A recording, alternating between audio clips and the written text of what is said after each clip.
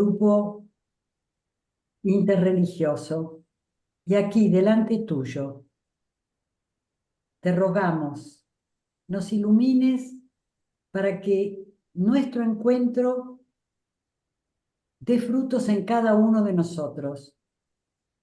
Avive nuestra fe, ilumine nuestra mente y encienda nuestro corazón. Para lo que aprendemos y lo que vivimos en el grupo, lo llevemos a nuestra vida cotidiana, a lo ordinario. No esperemos lo extraordinario que nunca llega. Que la riqueza que vivimos en el grupo la podamos expandir en lo ordinario. Te lo rogamos, Señor. Amén. Bien. Muy bien. Yo le había sugerido a Marcelo de si quería comentar algo, ya que no pudo estar en su propia charla del martes pasado, y me dijo que sí, él nunca dice que no. Así que adelante, Marcelo. Bueno, sí, es cierto, no pude estar el martes pasado en la reunión del Kibutz Galuyot, pero porque elegí acompañar presencialmente la celebración de los 30 años del grupo de, se llama exactamente Convivencia. Diálogo y Convivencia, gracias, en Lambrotacol. Una reunión, la verdad, muy buena, muy interesante, con la presencia de la hermana Imbellioni, la del caso... Marta ¿Cómo? Pelón. Marta Peloni. Peloni, discúlpenme, ya me estoy No. poniendo gaga. Qué barbaridad. Bueno, bueno, es muy conocida por su trayectoria con relación a un caso muy célebre en Catamarca de secuestro, red de trata, que terminó con una muerte, pero que después de eso ella se dedicó durante años y se sigue dedicando a combatir la trata de personas desde diferentes ONG, y dijo unas cuantas cosas, la verdad me sorprendió, me asombró lo frontal y honesta que puede ser, sin miedo de hablar de política actual, de cuestiones de hoy en día.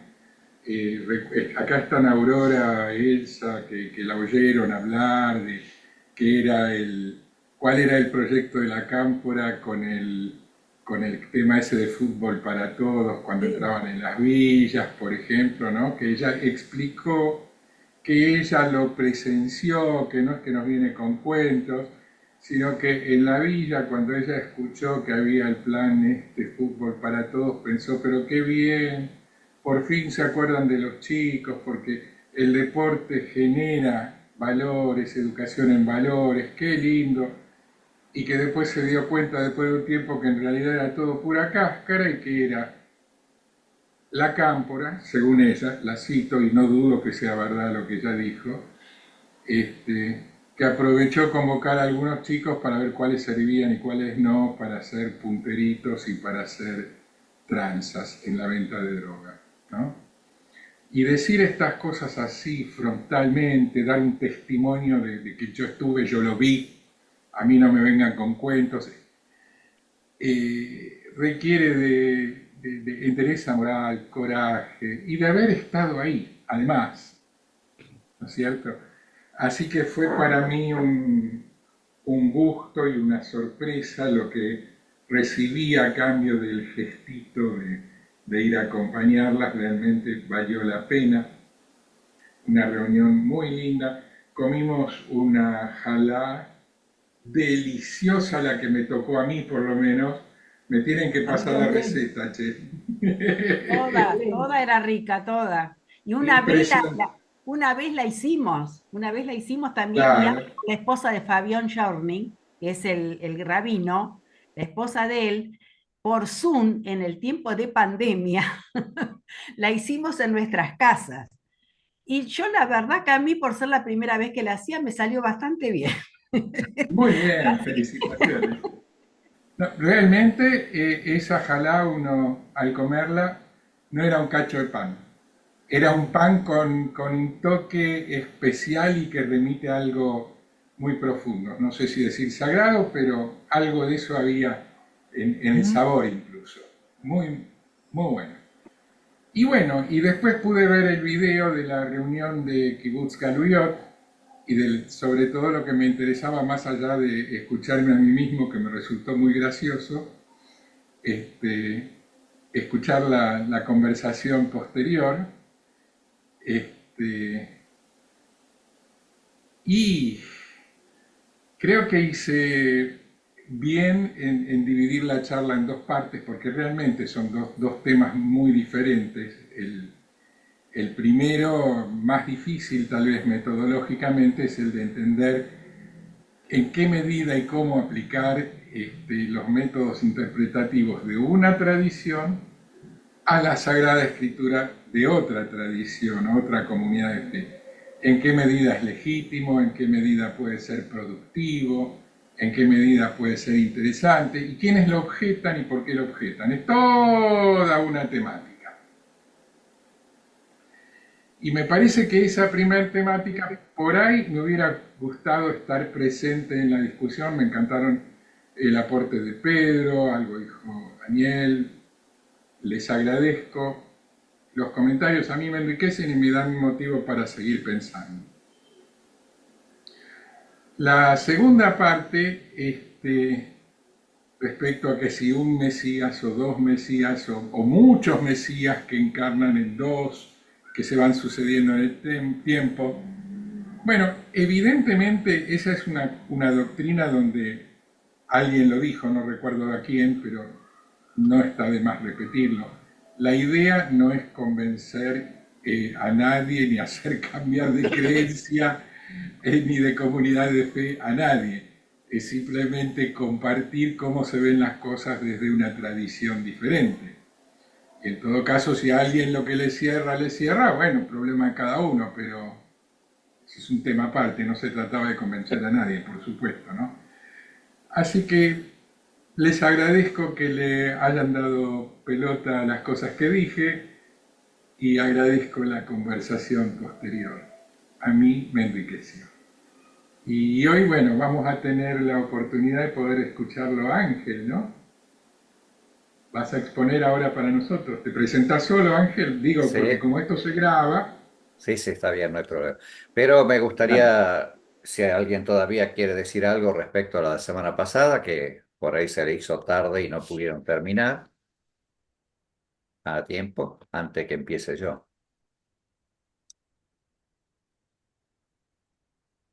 Nadie. Bien. Arrancamos entonces con otro tema.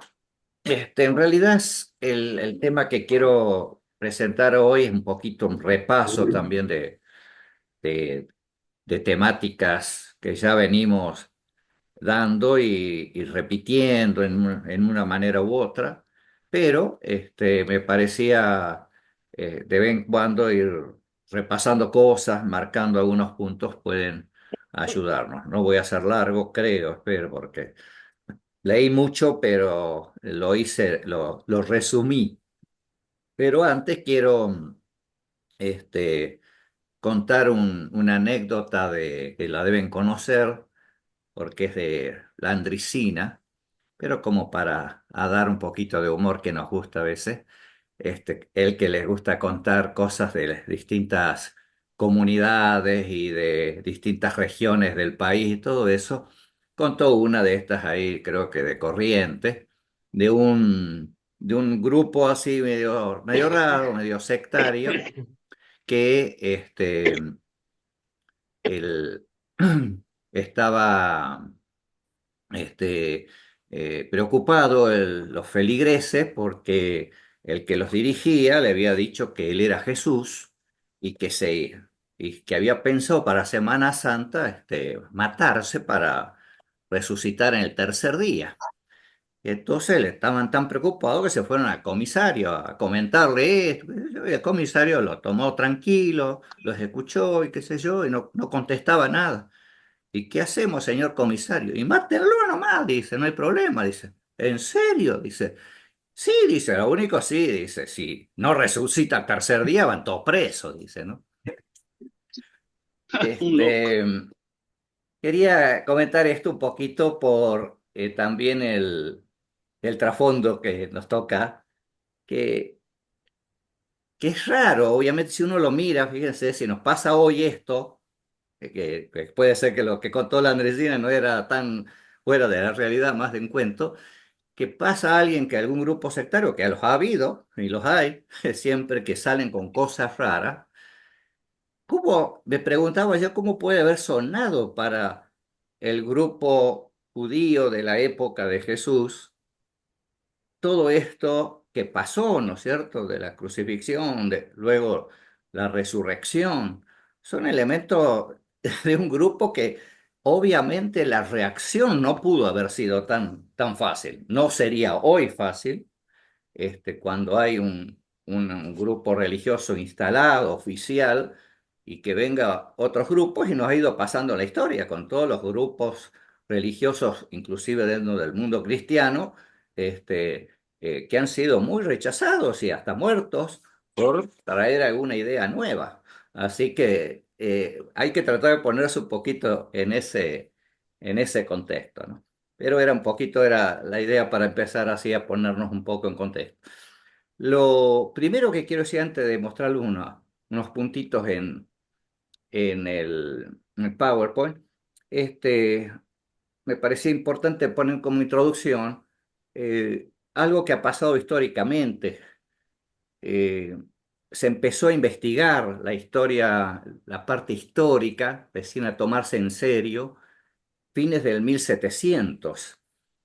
Antes fue todo un legado de fe que se tomaba y se aceptaba sin demasiada discusión, pero con el racionalismo, ¿no? Con todo lo nuevo que empezaba a surgir, ya desde el 1600 y 1700, ya empezaron a cuestionar algunos estudiosos la historicidad de lo que la Biblia cuenta.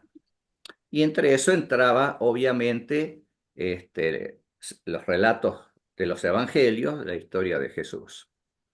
Y todo este periodo, el que le llaman el primer periodo de la búsqueda del Jesús histórico, es largo, es fines del 1700 hasta principios de 1900.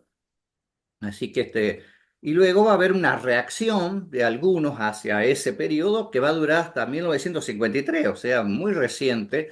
Es todo ese periodo, 200 años, 300, en el que se cuestionó la cuestión histórica. No se aceptó. ¿M? O sea, que tiene una historia bien larga de escepticismo, digamos, ¿no? Y generalmente se llegó a concluir de que eran relatos mitológicos y cosas por el estilo, ¿no? No es cierto. Recién desde el 53 en adelante, hasta el año 80, va a haber le llaman la segunda búsqueda del Jesús histórico, que le dan unos matices a esto, pero sigue todavía. Uno de los personajes más conocidos de la época es Bullmann, este alemán, que él va a hablar mucho de que hay que desmistificar el Nuevo Testamento, no tomar todo en serio y cosas por el estilo. O sea, la segunda búsqueda todavía sigue un poco en esa línea. Y recién, fíjese lo reciente que es en 1980 para acá, o sea, realmente hace 40 años y algo, 40 y pico de años, recién se empezó a darle una mirada más profunda a los relatos y a tomar en serio lo que piensan los judíos respecto a esto. Y comenzó el proceso que llega hasta el día de hoy con mayor diálogo, ¿no? Que incluso nosotros mismos estamos en medio de esto, y de ir tomando en serio lo que se vivió en ese momento. La desventaja, digamos, históricamente de ese periodo del primer siglo es que no hay demasiada información fuera de lo que tenemos en el Nuevo Testamento. Y que obviamente uno puede pensar, bueno, es el grupo que origina este movimiento y puede tener tendencias, pueden inventar cosas por el estilo, obviamente mirado desde la historia, ¿no? Pero son los documentos reales que existen, y muy poco del resto de lo que pasó en ese momento está relatado. Entonces, lo que los investigadores han tenido que hacer es más o menos reconstruir la época con los elementos que tenían de otras cuestiones para poder tener una idea de lo que estaba pasando en el primer siglo y qué es lo que pasó, cómo funcionó. Obviamente, de ahí, de este Jesús histórico último, se empezó ya, o antes incluso, a diferenciar al Jesús de la historia con el Jesús de la fe también, tratando de decir, bueno, nosotros creemos en el Jesús de la fe, pero el Jesús histórico no lo conocemos. Así que es toda una investigación que viene trayendo siglos, ¿no? Y entonces a veces no es sencillo definir las cosas porque los mismos investigadores no están de acuerdo. Y ahora sí, entonces les comparto un poco lo que quería, algo muy sencillo que puse para hoy, compartirle, para mostrarles un poco eh, algo de esto del movimiento de Jesús. Que le llamo movimiento Jesús porque es así como lo llaman los historiadores de estos últimos años, para diferenciarlo del cristianismo posterior, es decir, del cristianismo ya institucionalizado, o inclusive en proceso de institucionalización, porque al principio, obviamente, el siglo segundo, tercero, todavía no estaba formado del todo, pero sí ya iban, desde el fin del siglo primero, la intención de ir poniendo pautas y todo que se veían necesarias, ¿no? Pero el concepto es que expresa que es un movimiento religioso judío del primer siglo, especialmente de los primeros años, que tenía como referencia central a la persona de Jesús de Nazaret y la proclamación de la soberanía de Dios.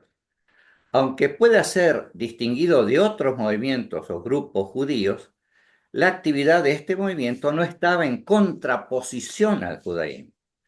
Jesús no se entendió como fundador de una nueva religión. Ese es un primer concepto que, digamos, antes de los 3 puntos que quiero mencionar hoy, un primer concepto básico que a mí me da siempre la impresión como que quizás lo tomamos muy a la ligera en el sentido de, sí, sí, es así, es verdad, todos sabemos que Jesús era judío, los discípulos judíos, acá lo vivimos repitiendo, pero estoy hablando del contexto general de nuestra cristiandad, que no se ha tomado tan en serio el trasfondo del mensaje de Jesús vinculado al judaísmo y, como dicen algunos autores, la continuidad y la descontinuidad del judaísmo, es decir, no descontinuidad total, sino en el sentido de elementos nuevos que traiga Jesús. Es una tarea no sencilla, no fácil de plantear qué es lo nuevo de Jesús en frente a todo lo demás que es parecido. Inclusive algunas cosas que podríamos plantear como nuevas nosotros como cristianos, en realidad para el judaísmo no son tan nuevas. Por ejemplo, nosotros decimos, sí, está el Padre Nuestro. No, pero el judío dice, nosotros tenemos un rezo muy parecido al Padre Nuestro, o sea, con las características, con los elementos que plantea. Y hay elementos, obviamente, probablemente distintos, porque el grupo que yo he estado analizando, 7 autores ahora, 2 judíos, 2 católicos, 2 protestantes o algo así, y todos coinciden un poco en reconocer el vínculo de Jesús con el judaísmo con profundidad y a su vez que hay un elemento distinto que algunos le llaman como una especie de renovación del judaísmo, pero claro, se agregan otros elementos que no tienen que ver con esta parte de la fe en sí, sino el hecho de la crucifixión y la resurrección.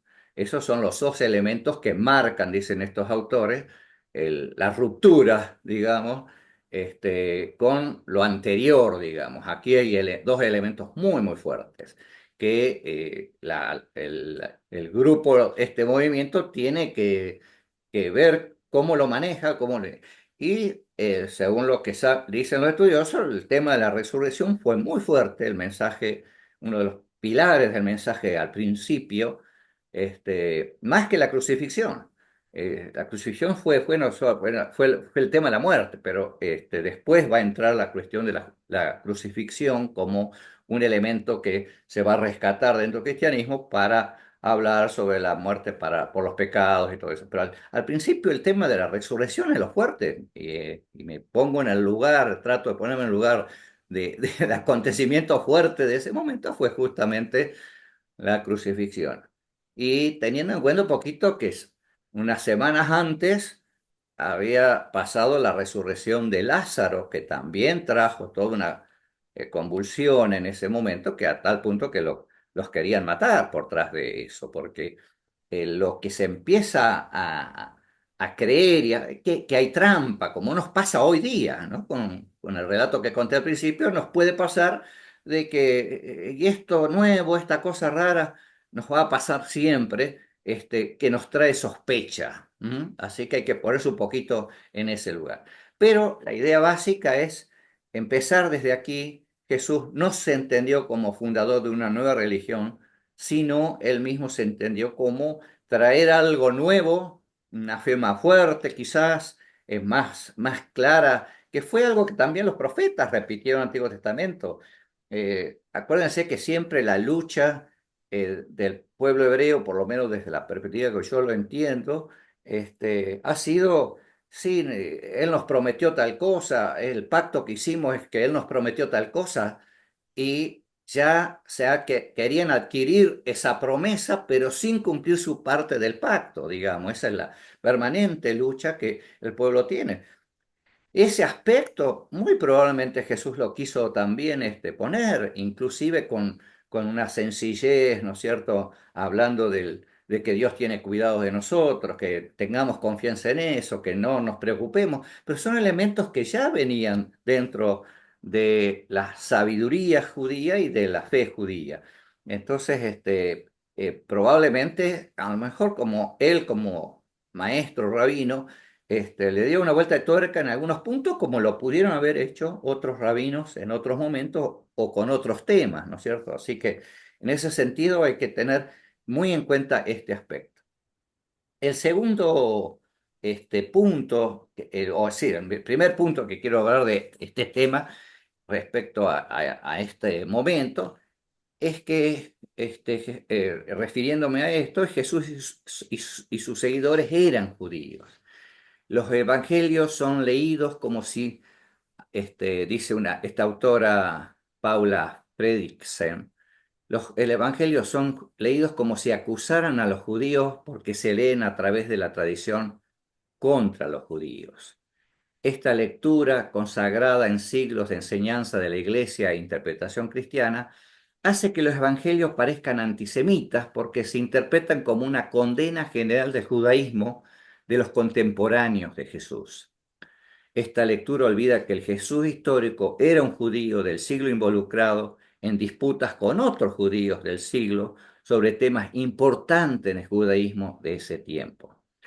Eso justamente ayer ayer o anteayer en otro encuentro que tuvimos con Marcelo, justamente él señalaba algo de esto.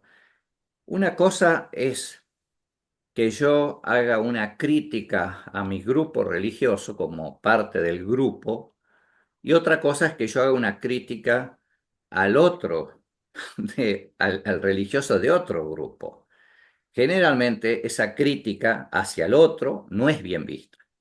Y a veces ese es un proceso que por lo menos uno va aprendiendo en este diálogo interreligioso y en este caso judeo-cristiano, vamos aprendiendo a ser más sensibles, a esperar que el grupo religioso X se haga su propia autocrítica, ¿no? Pero nosotros en ese aspecto no hemos sido sensibles.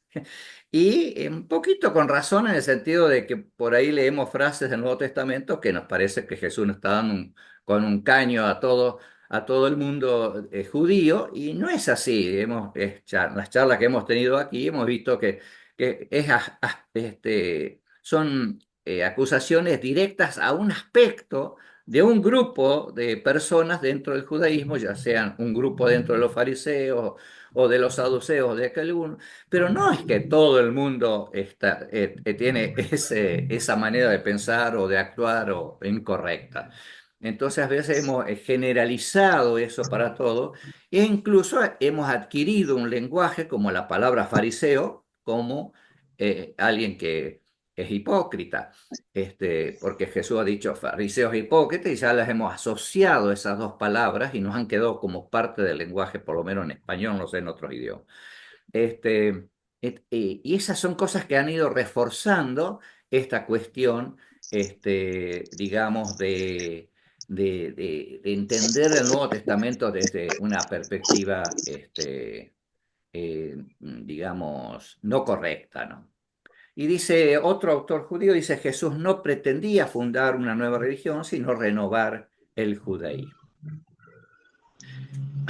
Otros aspectos que señala esta autora, por ejemplo, de hecho, dice, los seguidores de Jesús y los otros judíos comparten visiones morales, estudian las mismas escrituras y tienen perspectivas escatológicas similares, en las cuales la redención final es una extensión natural de la historia de Israel. O sea, todo lo que se heredó de ese momento histórico, del momento que se trasladó luego a otros seguidores de Jesús, tienen esta misma base, este mismo fundamento, las mismas escrituras, que fueron las que tuvieron por siglos, inclusive, antes que aparezca el Nuevo Testamento, y perspectivas escatológicas similares, y incluso el tema de la redención como una extensión, ¿no es cierto?, la consumación, decimos nosotros, de lo que ya venía planeado desde el Antiguo Testamento. O sea que nos une mucho en esto todavía, a pesar de que después el cristianismo se fue consolidando, digamos, apartándose del judaísmo.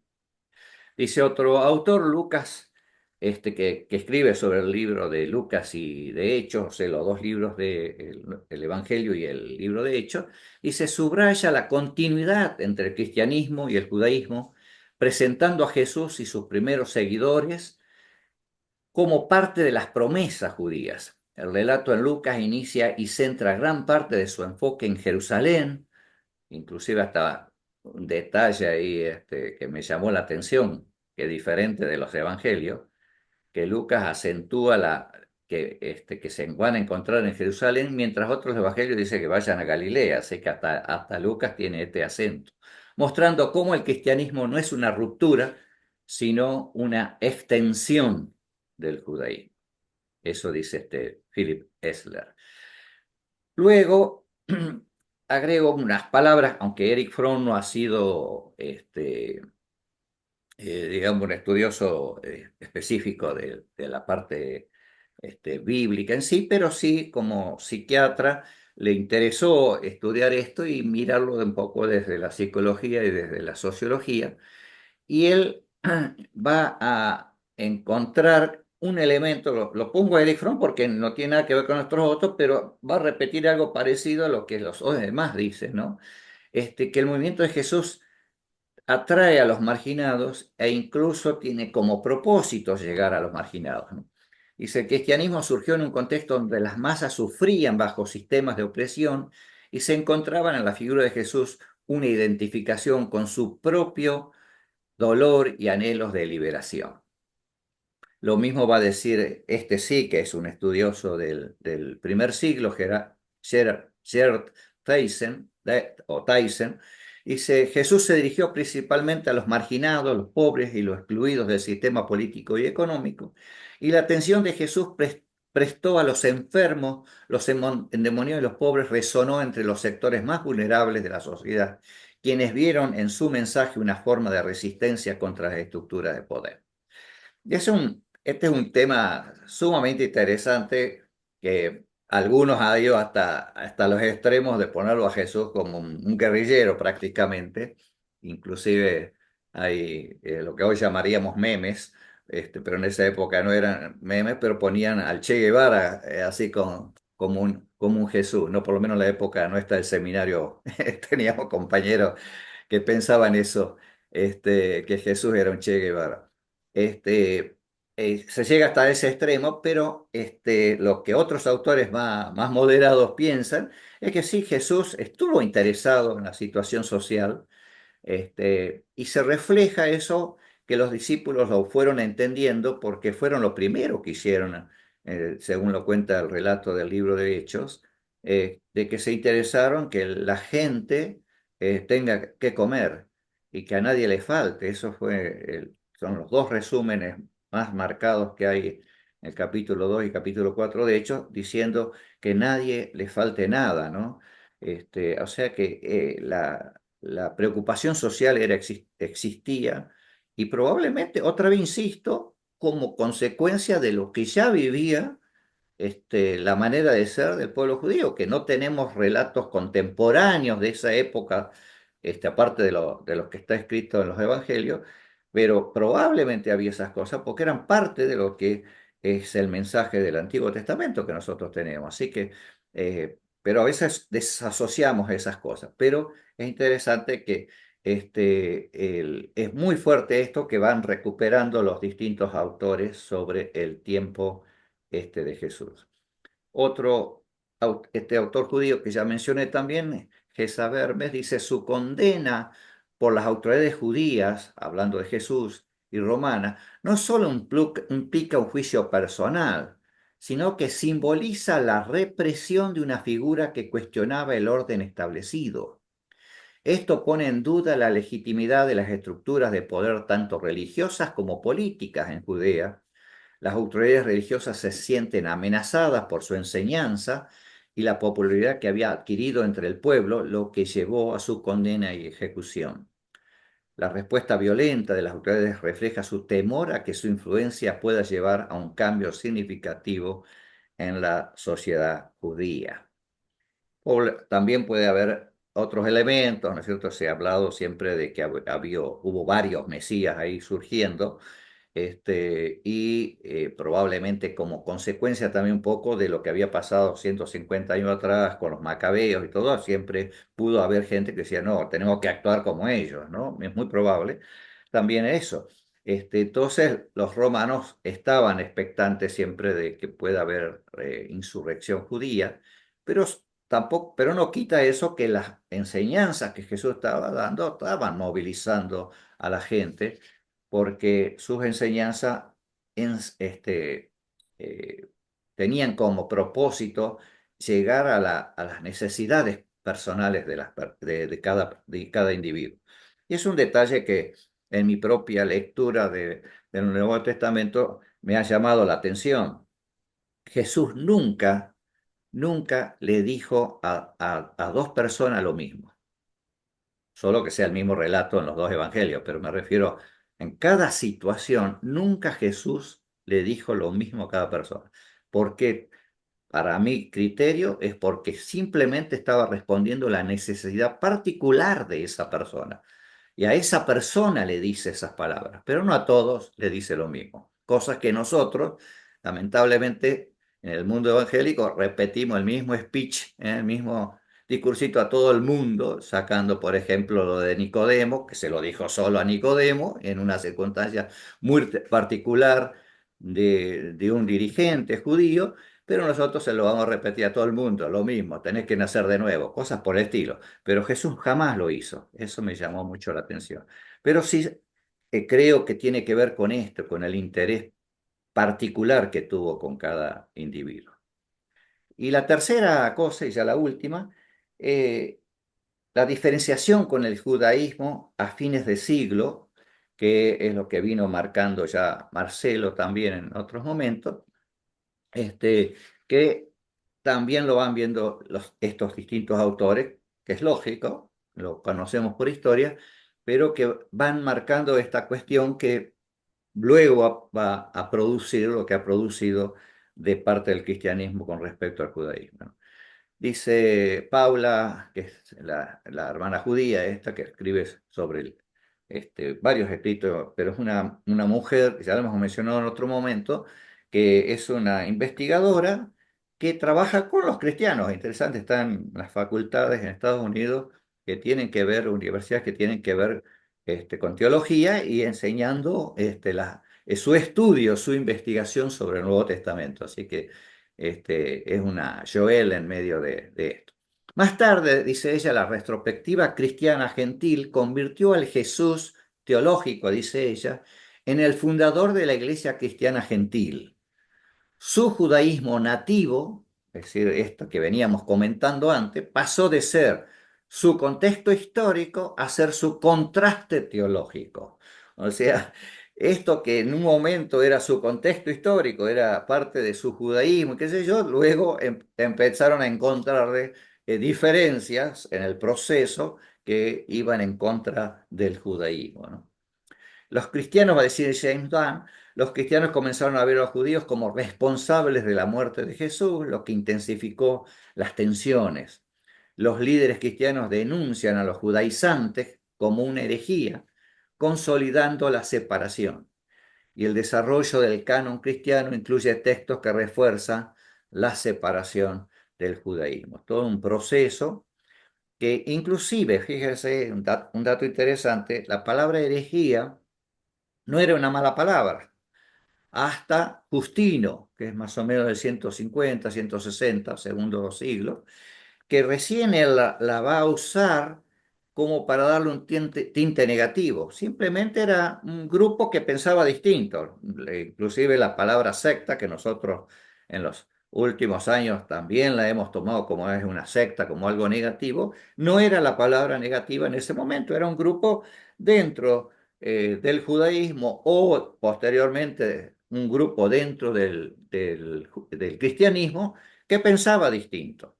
Pero cuando ya empezó a llamarse herejía con un sentido negativo, eso fue catastrófico porque se empezó a tachar a todo el mundo que pensara diferente a lo que oficialmente se estaba dando.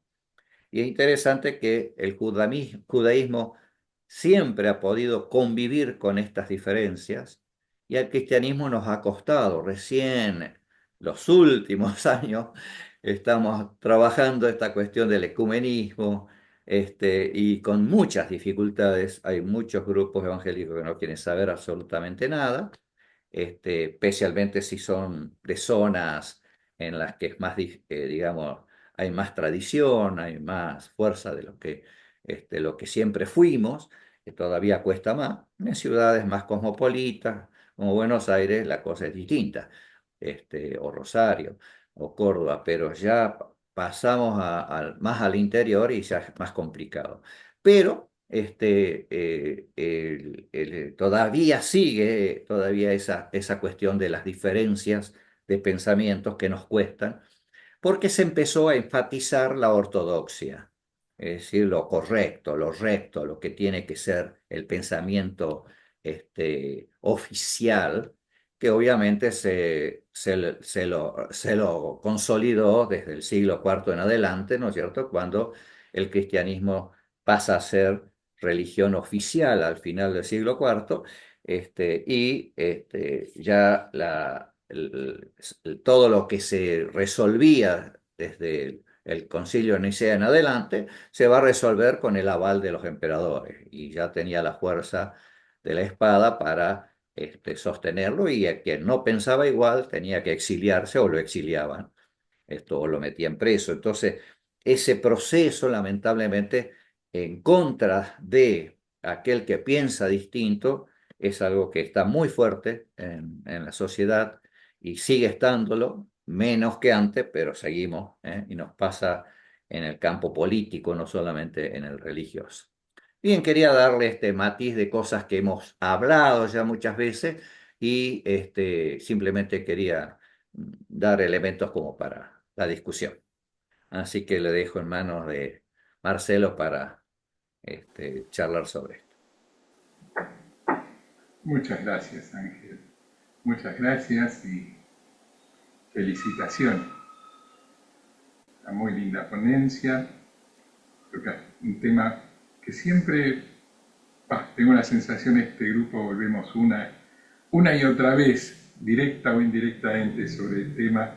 Y es lógico, porque un grupo de encuentro y de diálogo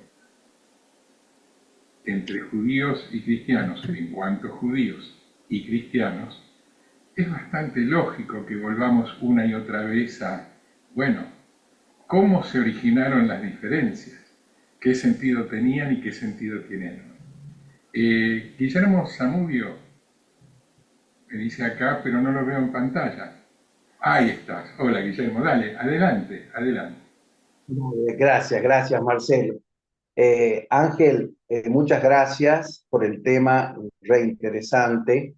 Y lo mío no va a ser una opinión vertida sobre cada una de las partes de tu ponencia, sino algo que me venía al corazón cuando ibas hablando y pensé lo siguiente: el Jesús histórico, el Jesús teológico, el Jesús amigo de los pobres, el Jesús, las facetas, ¿no?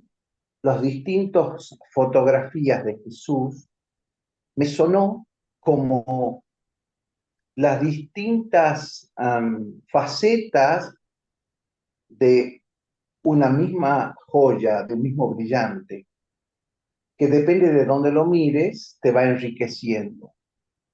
Me sonó como que ninguna convence a la otra, sino que la integra y la hace más rica. ¿Mm?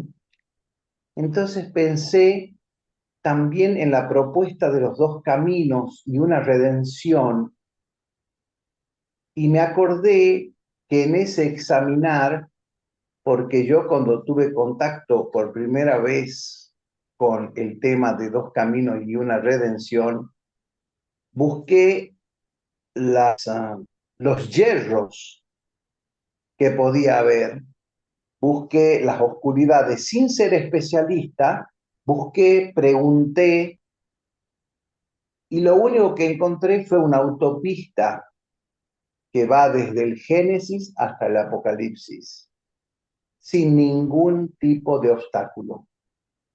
Esto lo he dicho más de una vez.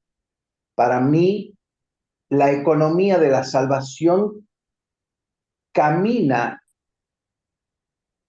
correctamente entre la antigua y la nueva alianza. Y el Jesús este de las mil caras, me parece, lo vi como una faceta, como muchas facetas de un mismo objeto brillante, ¿no? Y habrá muchas para descubrir, porque habrá un Jesús también de los místicos, habrá un Jesús de los que descubre cada uno en su corazón. Y no digo un Jesús como algo propio y que es solamente exclusivo nuestro.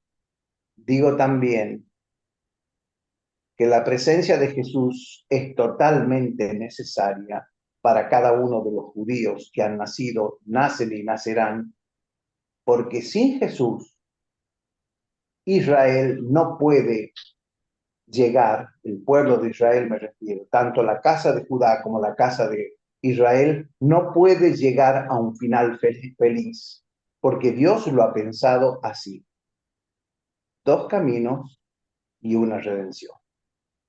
Gracias. Perdón si me cuida el tema, pero es algo que he sentido en el corazón. Gracias.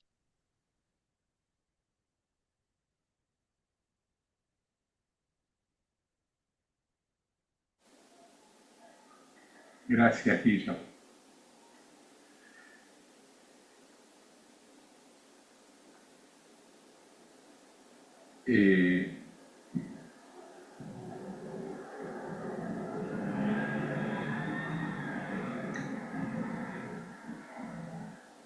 Adelante, Aurora.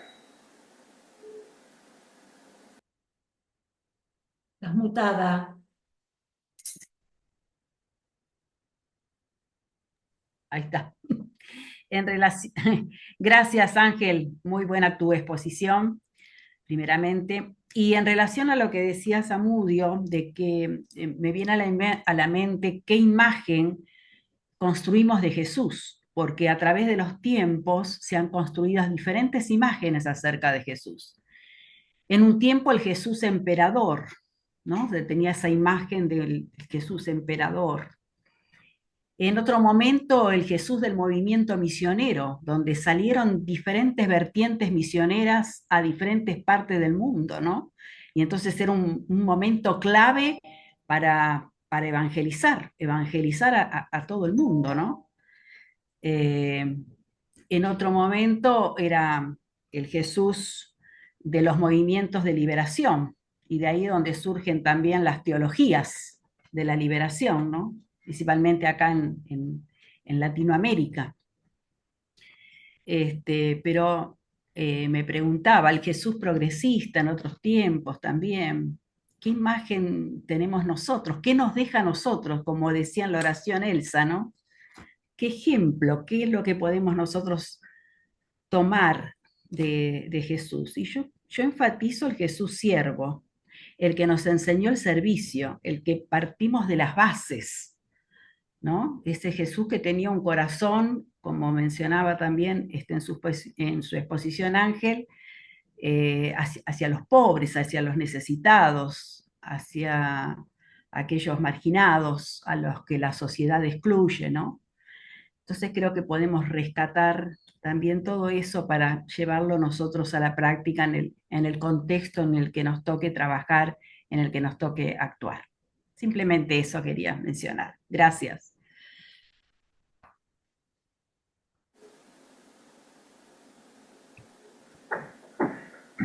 Gracias, Aurora.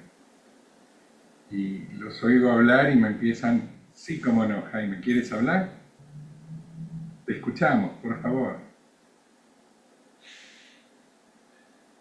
Pero estás muteado. Tienes que desmutear el micrófono.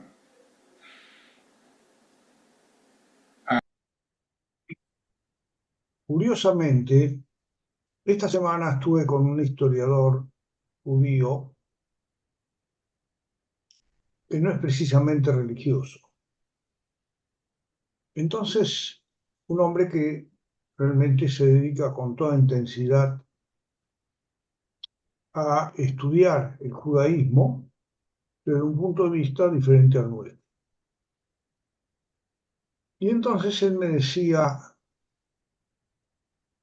estos elementos históricos que él ha recogido muy interesantes, es decir, que utilizan una forma detectivista, de detective, de establecer lo que pasó en el siglo I y antes, no nos daba derecho a la tierra de Israel, a los judíos. El hombre no es de izquierda, es solamente un no creyente. Y yo le decía,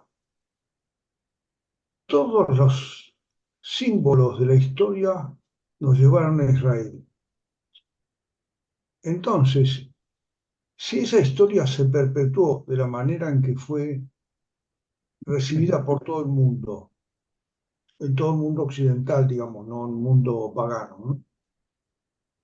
Y todas las religiones, la musulmana, la cristiana y la judía, establecen el valor de los profetas, ¿qué milagro tenía que haber ocurrido para que el judaísmo volviera a Israel en base a esa historia, 2000 años después? Y todo lo que estoy escuchando refuerza en una forma sumamente interesante y culta de la importancia que tiene Jerusalén y el pueblo judío en la historia mundial, que solamente se da por este libro, estos libros que se han perpetuado de una manera milagrosa. ninguno de nosotros puede hoy basar en las hazañas de Hércules o en las guerras de Egipto que conocemos, que haya decidido que esto iba a ocurrir. Entonces, cada una de estas clases en la que yo aprendo como discípulo nada más, ¿no? No pretendo dar interpretaciones que están lejos de mi capacidad cultural, refuerzan ese vínculo que tienen las tres religiones monoteístas, aunque los musulmanes no la quieren aceptar, hacia un lugar único en el mundo, con una cultura diferente, con una forma de apreciar el universo y las necesidades de la bondad hacia todos los seres humanos. Por lo menos esta es mi interpretación y yo agradezco a Ángel como a todos los otros opinantes porque es realmente para mí milagroso. Muchísimas gracias.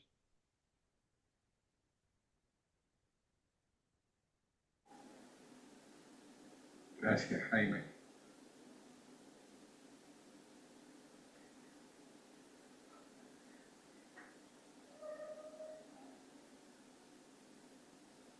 Elsa, estás desmuteada, ¿es porque tienes ganas de compartir algo?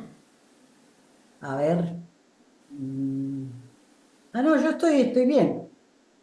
No, la verdad que me fui un poco del tema porque me quedó esta idea de Aurora, que en estas formas en que podemos vivenciar a Jesús, ya desde el punto de vista práctico, no el racional, el intelectual, sino yendo más al vivencial, para mí también tiene un peso enorme el Jesús servidor. No voy a ser el primero, ser el último. Un Jesús disponible. Y perdonen que me vaya del tema, pero yo lo asocié mucho con, ustedes saben muy bien que la Iglesia Católica todavía no hay ordenación, no hay orden sagrado para las mujeres. Y está el primer estadio del orden sagrado, del sacramento del orden sagrado, antes del sacerdocio está el diaconado. Ni siquiera todavía está contemplado a fondo el caso del diaconado. Muchos alegan que, bueno, la figura del sacerdocio está en Jesús, que tomó la masculinidad. Y yo por lo menos, y coincido con muchas teólogas, que para definir el diaconado o el sacerdocio y la culminación, que es el nivel episcopal, no pasa por el sexo, sino justamente pasa por el servicio. El sacerdocio de Jesús fue un sacerdocio de servicio. Y por eso el fundamento para el diaconado, el sacerdocio y el nivel episcopal para las mujeres está en el servicio y no por la condición varón o mujer. Perdonen que me fui absolutamente del tema, pero esta visión de Aurora me la asoció directamente a ese Jesús que bueno, que lo ubicamos en tantos lugares, el Jesús Cristo Rey, como citó emperador, cabeza de manifestaciones, es decir, a ese Jesús que lo usamos para tantas cosas, bueno, a mí me vino a la mente este Jesús de servicio que nos sirve tanto a las mujeres dentro del catolicismo para mostrar que el camino es el servicio y no la condición de varón o mujer. Perdonen esta disgregación total, pero a mí me despertó todo esto. Paro acá porque me despertó mucho más, pero nos vamos del tema. Gracias por la paciencia. No, muchas gracias, Elsa. Es muy interesante. Además, este es un encuentro para el diálogo.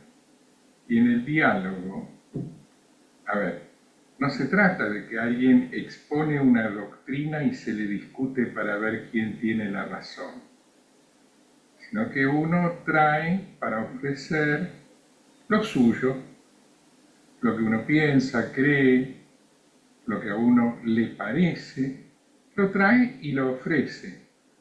Y luego cada uno de los que escuchamos, de eso se sirve algo. Y cada uno sabe para qué le sirve o no. Pero es algo diferente para cada uno en todos los casos. Así que lo que vos pedís disculpas por hacer lo que se hace cuando uno dialoga, escuchar, quedarse enganchado en algo, quedarse pensando y de golpe darse cuenta que eso que dijo otra persona, que capaz que es de otra religión, tiene que ver con la espiritualidad de uno y con cómo vivir uno su propia religión de otro modo. Y que te dio algo de luz el abrirte a alguien de otra comunidad de fe. Eso es el diálogo. Algo de luz para lo tuyo. Así que muchas gracias por compartirlo, porque es la demostración in situ de que estamos dialogando. Es eso, está perfecto. Bueno, yo también agradezco entonces. Bueno, eh, me iba a sumar a la onda de chistes, de si al tercer día no resucita, van preso, y iba a decir, bueno, escucho ofertas. Daniel, Estás mutado. desmuteate, por favor. Ahí Sí, está. sí. Yo estaba pensando mientras hablaba Ángel, muy linda tu presentación. Veo que Ángel es culto. Yo voy al culto y no es lo mismo. Que la impresionante variedad de idas y vueltas en el pensamiento humano a través de los tiempos y dentro de determinados tiempos. Por ejemplo, un conflicto que es bastante evidente en el relato de los evangelios con los fariseos, ¿no? Salvando el caso que mencionó Ángel más temprano, ¿no es cierto? Que no eran todos, sino alguno en particular, alguno que tenía una forma de pensar más aguda, más intransigente, eh, representa justamente lo que quiero decir, que así como ese contexto donde el propio Jesús se manejó como judío y como cristiano, aunque es raro decir eso, lo cierto es que también hoy día, quizá el hecho de que nosotros tenemos este grupo donde nos reunimos y tenemos tanto provecho, también es el resultado de que en este momento del mundo, en algunos contextos, es factible este tipo de diálogo, que ya hemos compartido, creo todos, que algunos de nosotros que ya tenemos muchos años, cuando éramos jóvenes o niños, era impensado, era quizás hasta considerado como una traición a la fe o al propio Jesucristo. Algunas personas lo creen el día de hoy y hay sectores en el mundo evangélico, que es donde yo algo más conozco, que son completamente reticentes a ningún tipo de diálogo con la idea de que la verdad es esta, 2 más 2 son 4 y esto no está en discusión ni es para compartir, nada más que para decir esto es así y es punto. Y somos los dueños de la verdad y si vos le decís, vos sos dueño de la verdad, él te va a decir no. La verdad es dueña mía. Obviamente, los demás son los equivocados, que es un caso particular que tenemos hoy, que fue ya mencionado indirectamente un par de veces y que para mí es un tema complicado en mi mente, el tema del Islam. Eh, el Islam como un sistema es realmente un sistema que podemos nosotros sumar al diálogo o no. Y en todo caso, ¿en qué condiciones? Y me parece que también es importante destacar el hecho de que cada vez, como dijo recién Elsa, que se fue por la rama, se fue de tema a otro tema, que justamente no hay un par de puntos en los temas, sino que cada tema es como una gama de un color, que hay infinidad de gamas de rojo, de amarillo, de verde, de mezcla del rojo con el verde, del azul, y así, y que las ideas de las personas, su forma de pensar, también son así. Y no solamente, bueno, el blanco y el verde, esos son los verdad. Todos los demás son mentiras o son blancos y verdes imperfectos, que alguna vez, cuando sea la luz, vamos a descubrir que eran en el fondo todos del mismo color. ¿Se entiende lo que quiero decir? ¿No? Porque Elsa se fue del tema para un costado, yo me fui al tacho, a la banquina y vuelco. Pero pensar en eso, ¿no? Que cada época, aún para el propio Jesús, ha significado una,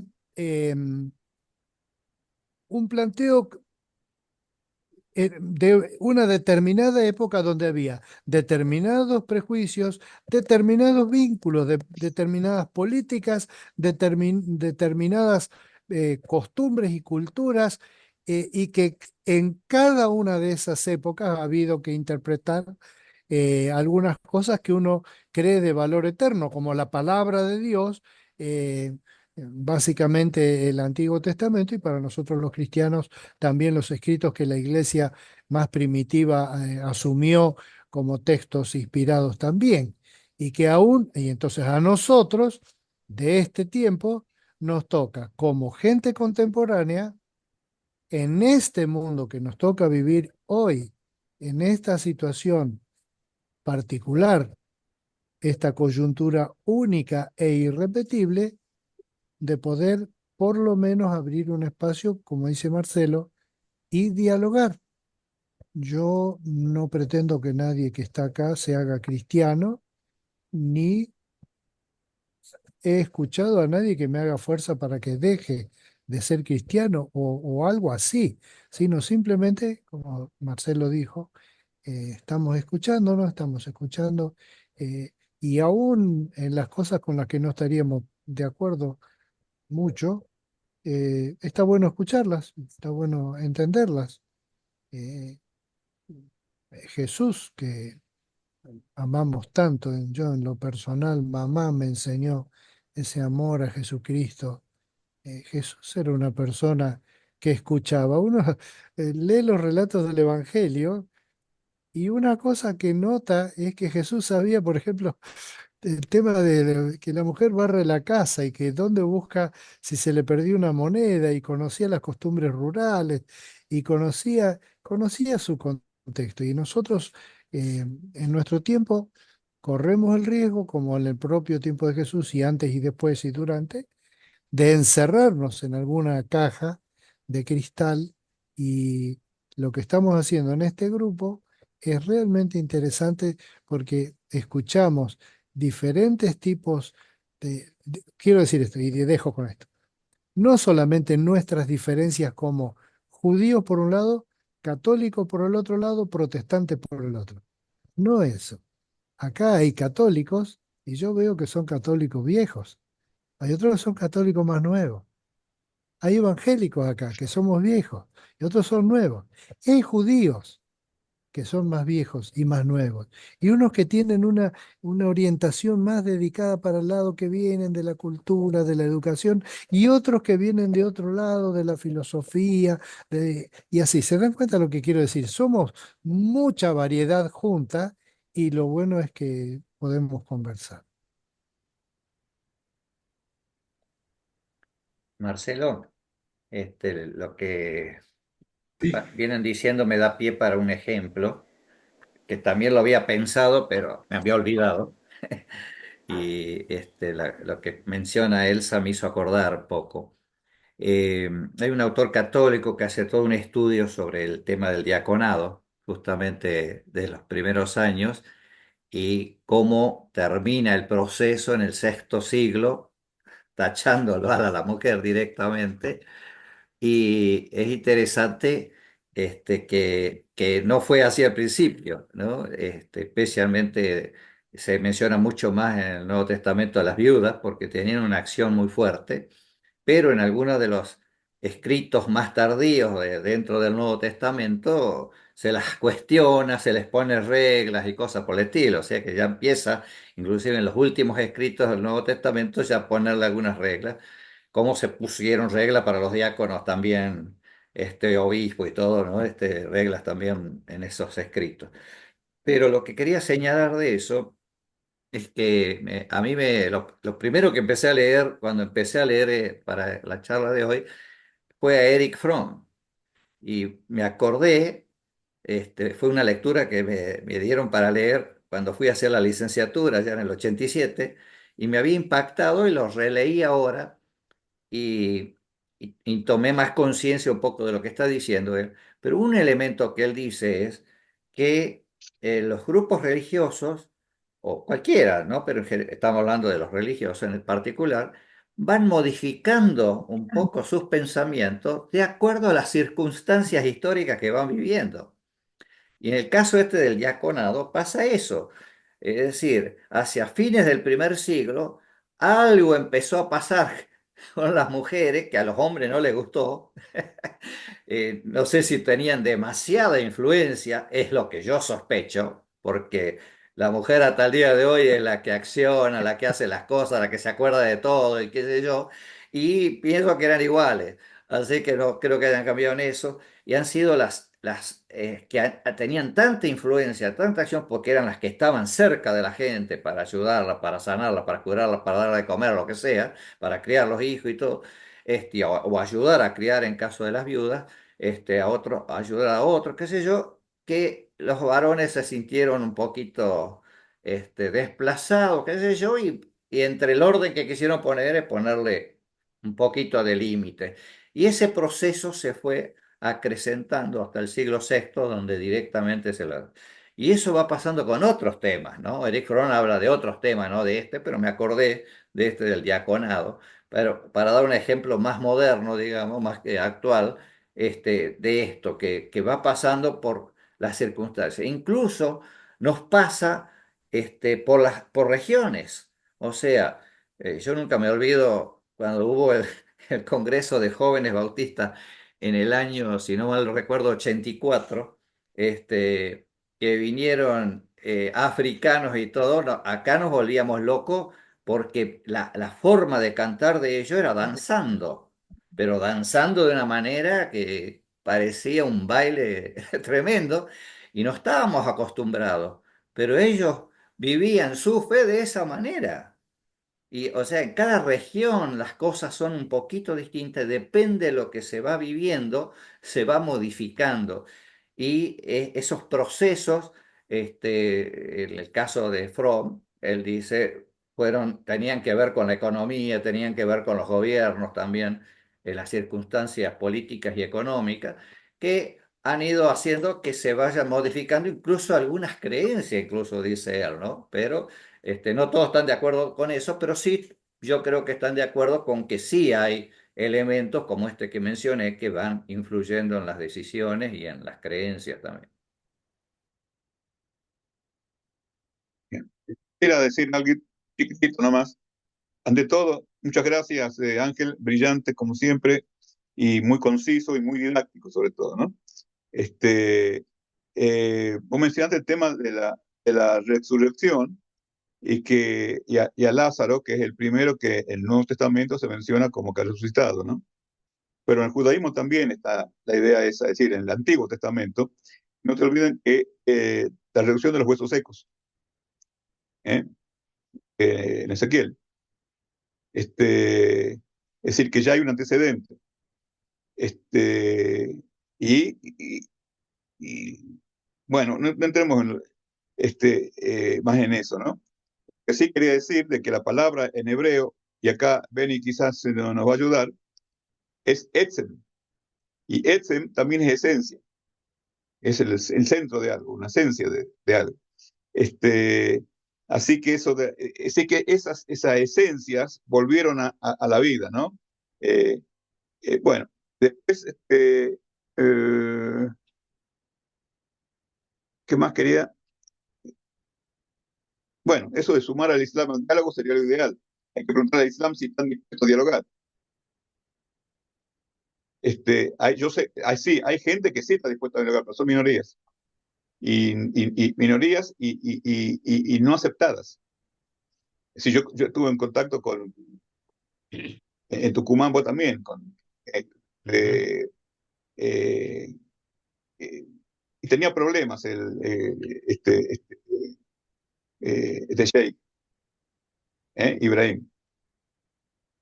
Él contaba que tenía problemas con su comunidad, que no era la más extremista en Tucumán, que era la panislámica y no la otra que realmente es fundamentalista, que es chiita. Chiitas y Bueno, sunitas. sí, sí, así es. Pero eran familiares a la vez. Y eran Eran familia. familiares, sí. Sí, sí, sí, sí. Eh, bueno, evidentemente que no hay ninguna discusión que la Biblia, la palabra de Dios es sagrada para todos. Este, eh, Ahora bien, había muchos judíos en la época de Jesús que podrían haber comprendido que acá comienza un proceso nuevo de redención. Porque ya creo que lo dije varias veces, en el Talmud, o en la concepción judía, hace 2000 años, comienzan los 2000 años de los días del Mesías, justo cuando Jesús aparece en la historia. ¿Mm? Así que podía haber muchos judíos, sin salirse del judaísmo, de ver acá un proceso de redención y quizás Jesús como líder.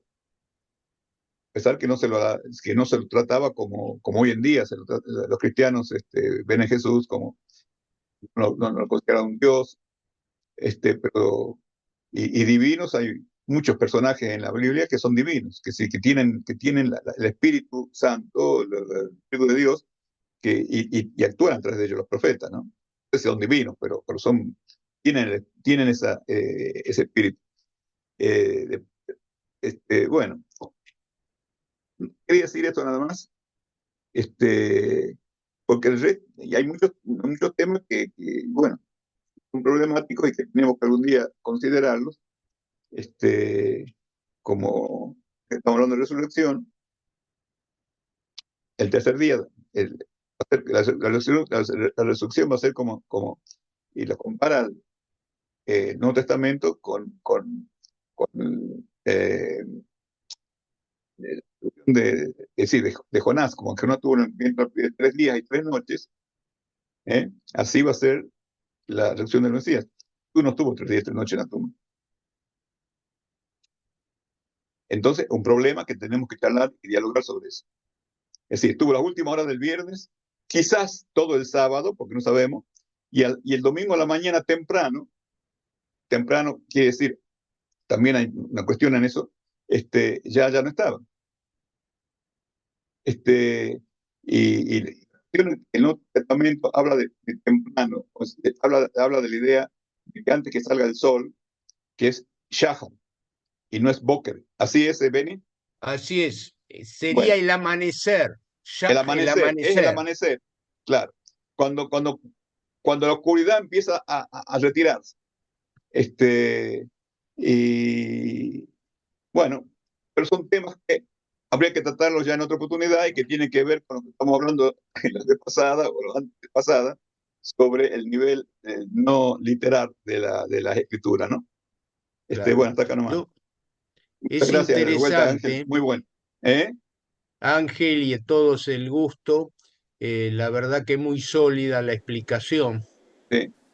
Y es interesante que en la concepción judía, en todo esto hay varios textos, está la redención, el Mesías, está el concepto de Geulá, ¿sí? De salvación, está el concepto de Tejiata Meitim, etcétera, la redención, pero no quiero entrar, simplemente me parece destacar la importancia que cada ser humano tiene en que se acelere la redención. Y les leo medio segundo un pequeño texto que es una antigua leyenda judía, que en ese momento, cuyo significado no entendí. Entonces, no entendí esta leyenda. Sentado a las puertas de Roma, y Roma significa la destrucción de Jerusalén y otro periodo, sentado en las puertas de Roma, esperaba un mendigo leproso. Ese hombre era el Mesías. De inmediato me dirigí al anciano y le pregunté, ¿qué espera? ¿Qué espera? Venite pronto. Y dijo algo que en ese momento me parecía esotérico, y solo después de mucho tiempo pude comprender en toda su profundidad. Te espera a ti, nos espera a todos nosotros buena vida.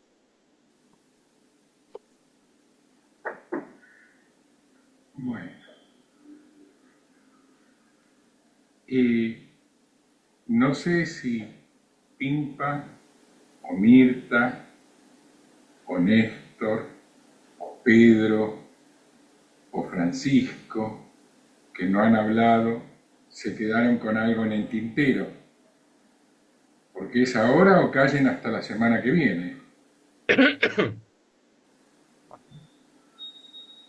Claro, por eso te espera a ti. Bueno, en ese caso, si me permiten, después de... Pedro iba a hablar, ¿eh? No, ¿Pedro va a hablar? no, Ay. iba a decir que voy a callar hasta la semana que viene. Dale. Chau, chau, Ok. chau, chau. Esperá, porque me encontré el otro día en Lambros, en el encuentro este de los 30 años del grupo de convivencia, con un rezo, una oración del grupo de diálogo y convivencia. Y como tengo la posibilidad de traerlo, me parece, así retomamos lo que hacíamos en otras épocas. A veces empezábamos con un rezo, a veces terminábamos con un rezo, a veces hacíamos las dos cosas. Yo creo que no está de más, para nada, en este encuentro, que lo hagamos y que lo hagamos juntos. Así que, si me permiten, voy a compartir con ustedes, o tal vez quieras hacerlo vos, Aurora, porque es de tu grupo.